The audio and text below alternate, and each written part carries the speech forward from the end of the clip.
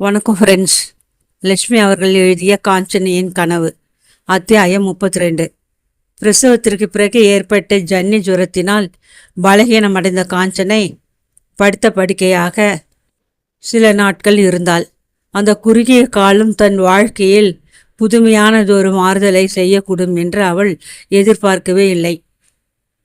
காஞ்சனா தேக சுகமில்லாத காலத்தில் குழந்தையை கவனிக்கும் பொறுப்பும் பொன்னம்மாளுக்கு ஏற்பட்டது. மாத்தூர் பெரிய ஜமீன்தாரனை தன் வாழ்க்கையில் மீண்டும் இன்பத்தை கண்டாள். பிற்காலத்தில் ஜமீன் பட்டத்தை ஆள பிறந்த தன் பேர குழந்தை மீது அவளுக்கு விவரிக்க முடியாத அன்பு பெருகி ஓடியது.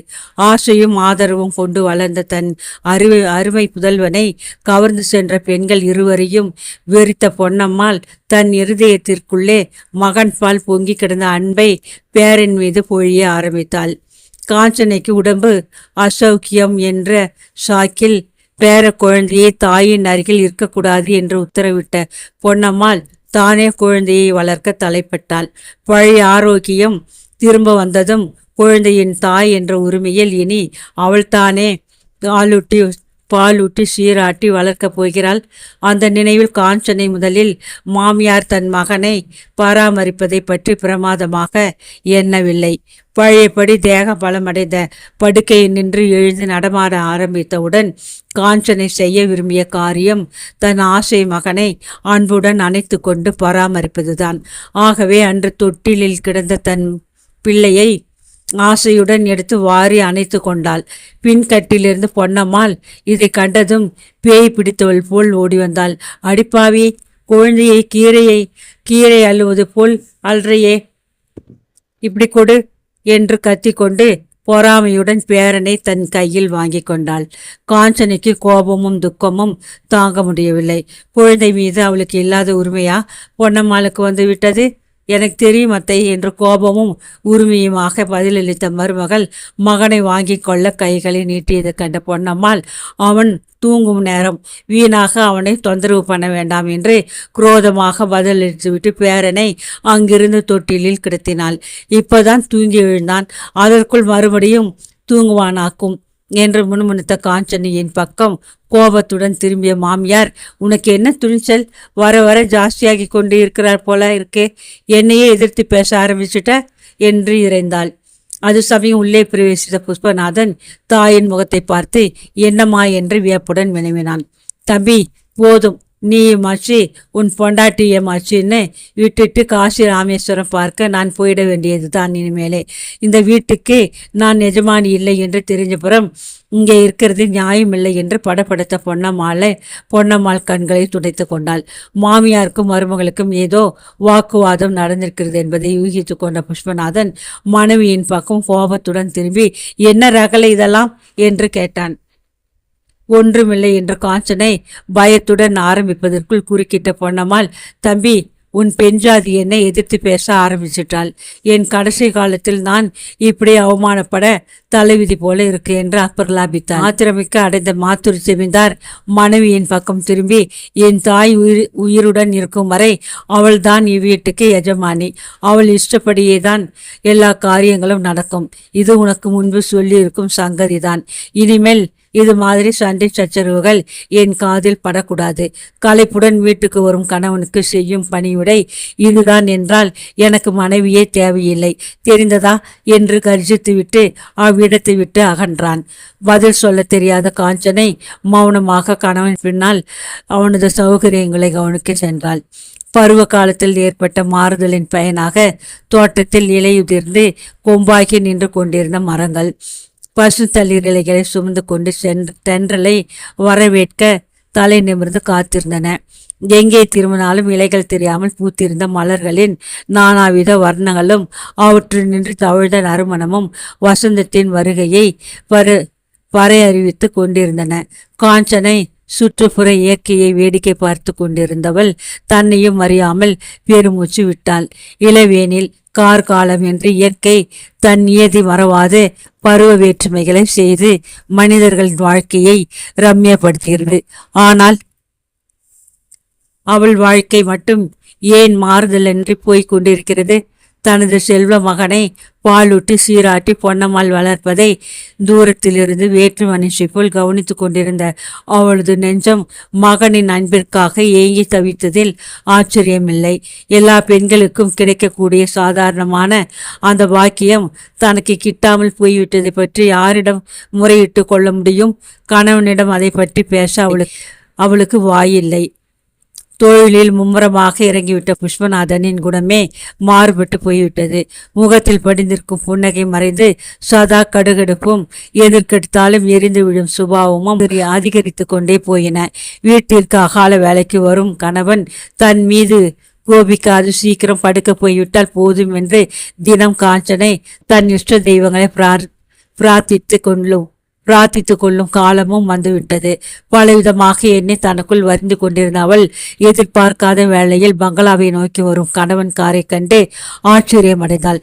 புஷ்பநாதனுக்கு முன் பரபரப்பாக வீட்டிற்குள் நுழைந்த அவள் தவழ்ந்தோடி வரும் பேரனுடன் கொஞ்சி கொண்டிருந்த பொன்னம்மாளிடம் வந்து, அத்தை, அவர் வந்து விட்டார் என்றாள். தம்பி வந்ததுன்னா நீ போய் கவனிக்கிறதை விட்டுட்டு என்கிட்ட எதுக்கு வந்து சொல்ற என்று கேட்ட மாமியார் தன் பேரனை எடுத்து மடி மீது அமர்த்தி கொண்டாள். காஞ்சனை மாடி அறையை அடைந்த பொழுது புஷ்பநாதன் மேஜை மீது இருந்த ஒரு புட்டியிலிருந்து திரவத்தை வெள்ளி கிண்ணத்தில் ஊற்றி அறிந்து கொண்டிருந்தான். உள்ளே நுழைந்து தன்னை பைத்தியக்காரன் போல் விரித்து பார்க்கும் கணவனை அச்சத்துடன் பார்த்த காஞ்சனைக்கு ஒன்றுமே விளங்கவில்லை. அவனுடைய உடம்பிற்கு என்ன என்று கவலைக்குள்ளான அவள் மேஜை மீது இருந்த புட்டியை குழப்பத்துடன் உற்று பார்த்தாள். ஒரு வினாடியில் பள்ளிச்சென்று அவளுக்கு எல்லாம் விளங்கிவிட்டது.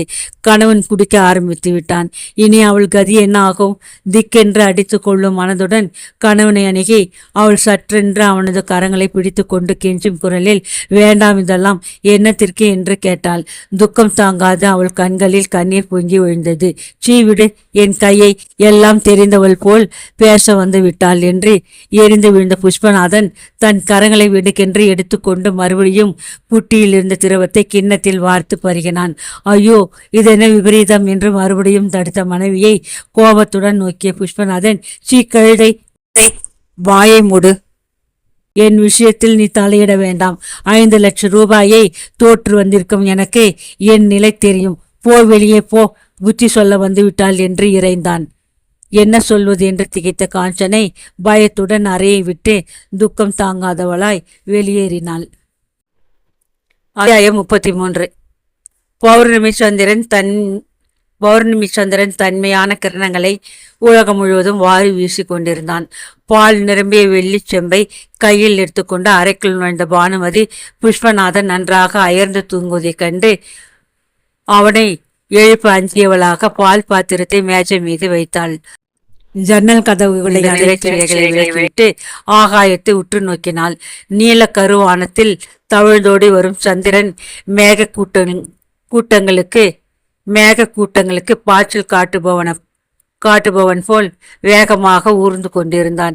இன்று ஒரு நாள் தான் பௌர்ணமி நிலாவோபானு எத்தனையோ பௌர்ணமி நமக்காக வரப்போகின்றது என்று புஷ்பநாதன் அவளுடைய பிறந்த நாள் என்று கூறியது ஞாபகத்திற்கு வந்தது.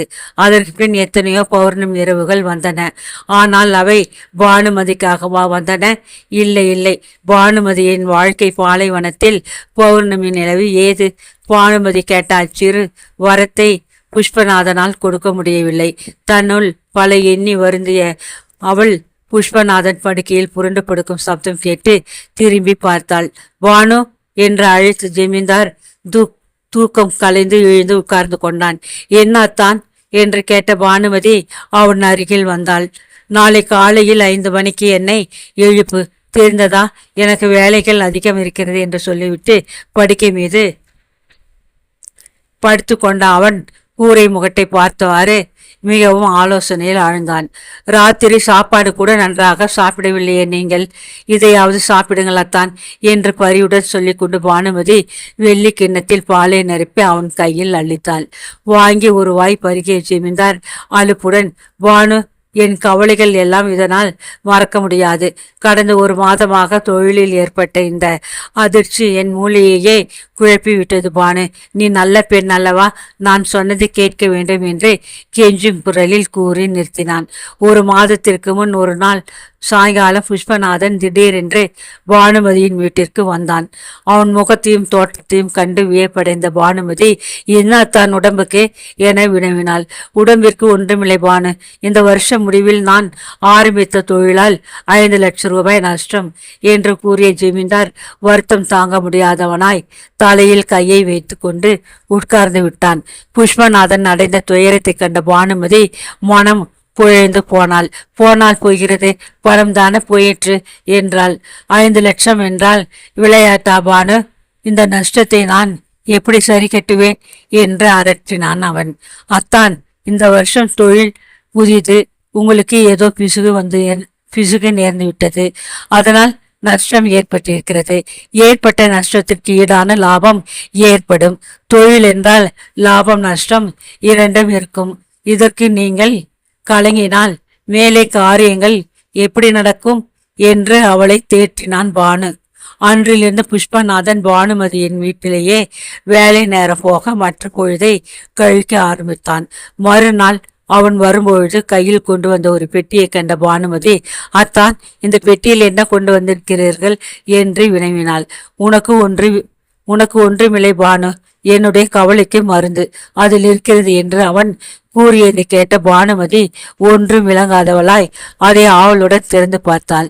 சிவப்பு நிறம் கொண்ட புட்டிகளை கண்ட பானுமதி பாம்பை மிதித்தவள் போல் அத்தான் என்று கூச்சலிட்டாள். பானு, எனக்கு புத்தி சொல்ல வேண்டாம், எனக்கு தெரியும். இந்த மருந்துதான் என்னை தற்பொழுது என் கவலைகளை மறக்க செய்யும். நீ தடுத்தால் இங்கிருந்து நான் போய்விடுவேன் என்று பிடிவாதமாக கூறிய ஜமீன்தார் புட்டிகளில் ஒன்றை திறந்து சிவப்பு திரவத்தை கிண்ணத்தில் விட்டு அவள் எதிரிலேயே குடித்தான். பதில் சொல்ல தெரியாத பானுமதி மௌனமானாள். வேலைகள் முடிந்து இரவு போஜனத்திற்கு பானுமதி வீட்டிற்கு வருவான் புஷ்பநாதன். பெயருக்காக ஏதோ சாப்பிட்டு விட்டு மாடி அறைக்குள் நுழைந்தால் அவ்வளவுதான். புட்டியிலிருந்து திராட்சை ரசத்தை கிண்ணமாக தன் நினைவு மறக்கும் வரை பருகுவான். கண்கள் சிவந்து புத்தி நிலை தடுமாறி அவன் தத்தளிப்பதைக் கண்டு பானுமதி துக்கம் தாங்க முடியாது மனம் குமுறுவாள். அவள் அருமை அத்தான் நரக குழிக்கில் விழுந்து கொண்டிருப்பதை பார்த்து கொண்டே சும்மா இருக்க நேர்ந்தது பெரும் துரதிருஷ்டம் அல்லவா அவளுக்கு. சில நாட்கள் கழித்து ஒரு நாள் இரவு புஷ்பநாதன் வெகு நாழிகையாகியும் வராதது கண்டு கவலை மிக்க கொண்ட பானுமதிக்கு என்ன செய்வதென்றே விளங்கவில்லை. கீழே பேச்சு குரலை கேட்டு இறங்கி ஓடி வந்த பானுமதி தரை மீது தன் நினைவு மறந்து கிடந்த புஷ்பநாதனை கண்டு, அத்தானுக்கு என்ன என்று அருகில் நின்ற தாயை கேட்டாள். ஒன்றுமில்லை, ஜமீன்தார் நம் தோட்டத்து மரத்தில் காரை முட்டி கொண்டு விட்டாராம். கார் கவிழ்ந்து போக இவர் பக்கத்து கருவமுள் வேலி மேலே விழுந்துட்டாராம். நல்ல வேளையா, காயம் ஒன்றுமில்லை, உயிருக்கும் ஆபத்தில்லை. இந்த ஆட்கள் தூக்கி கொண்டு வந்தார்கள் என்று சற்று தூரத்தில் நின்ற ஆட்களை சுட்டி காட்டினாள் எரிச்சல் மிகுந்த மரகதம்மாள். பானுமதி புஷ்பநாதனை நேரே மாடி அறைக்கு கொண்டு போக செய்து படுக்க வைத்தாள். மது போதையில் ஆழ்ந்து கிடந்த ஜமீன்தார் மேனியில் பல இடங்களில் முள் கிழித்து ரத்தம் பெருகி கொண்டிருப்பதை கண்ட பானுமதி பரிதாபம் அடைந்து காயங்களை கழுவி மருந்து போட்டு கட்டினாள். தன் நினைவு வந்த ஜமீன்தார் தனக்கேற்பட்ட கோலத்தை நினைத்து அவமானம் அடைந்தான். அத்தான், நீங்கள் என் வீட்டிற்கு வராவிட்டாலும் போகிறது. இப்படி நீங்கள் குடித்து கெட்டு போவதை நான் பார்த்து கொண்டு சகித்திருக்க போவதில்லை என்று பானுமதி திடமாக அன்று கூறியவள் அவன் கொண்டு வந்த புட்டிகளை அலமாரியில் வைத்து பூட்டிவிட்டாள். அதற்கு பிறகு சில நாட்கள் புஷ்பநாதன் குடிப்பதையே மறந்திருந்தான். மறுபடியும் மதுவை நினைத்து கொண்டு அவன் இப்போது கேட்பதை உணர்ந்த பானுமதி, அத்தான், வேண்டாம், அன்றைய சம்பவத்திற்கு பிறகு உங்களுக்கு அந்த பானம் வேண்டாம், பாலை சாப்பிட்டு விட்டு தூங்குங்கள் என்றாள்.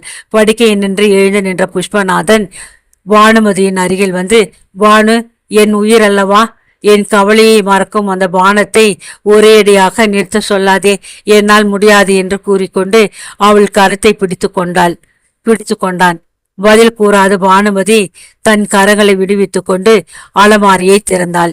வெறுப்புடன் வெள்ளி கிண்ணத்தில் சிவப்பு திரவத்தை நிரப்பி அவன் கையில் கொடுத்துவிட்டு, அத்தான், இன்று என் பிறந்த நாள். எனக்கு நீங்கள் எப்போதும் பிறந்த நாளின் போது ஏதாவது பரிசு தருவீர்கள். இன்று எனக்கு கொடுக்க வேண்டிய பரிசு நீங்கள் குடிப்பதை மிதப்படுத்த வேண்டியது என உணர்ச்சியுடன் கேட்டாள். அதை வாங்கி சாப்பிட்ட புஷ்பநாதன், பானு, எனக்கு ஞாபக வருகை அதிகம் என்றாலும் சில விஷயங்கள் நன்றாக ஞாபகத்தில் இருக்கும். இன்றைக்கு உன் பிறந்த நாள், எனக்கு ஞாபகம் இருக்கிறது. இந்தா இவ்வருஷ பரிசு என்று கூறிக்கொண்டே ஒரு சிறு பொட்டலத்தை அவள் கையில் கொடுத்தான். கண்ணை பறிக்கும் ஒளி வீசும் பச்சை கல்லை சுற்றி இருந்த வைரங்களுடன் விண்ணிய அழகிய சிறு மோதிரத்தை கண்ட பானுமதிக்கு அழுகையே வந்துவிடும் போலிருந்தது. அத்தான் அவளை உண்மையாகவே காதலிக்கிறார் போலிருக்கிறது என்று அவள் மனம் திகைத்தது. பானு, ஏன் விழிக்கிறாய்? கை விரலில் போட்டுக்கொள். நீ கேட்ட இன்னொரு பரிசும் கொடுக்கிறேன். உன் அருகில் இருக்கும் எனக்கு இந்த பானம் வேண்டாம் என்று கையில் இருந்த கிண்ணத்தை கீழே எறிந்துவிட்டு அவளது கரங்களை பற்றி தன்னருகில் அமர்த்தி கொண்டான். உணர்ச்சி வெள்ளத்தால் பொங்கிய கண்ணீரை சிரமப்பட்டு அடக்கி கொண்டாள் பானுமதி.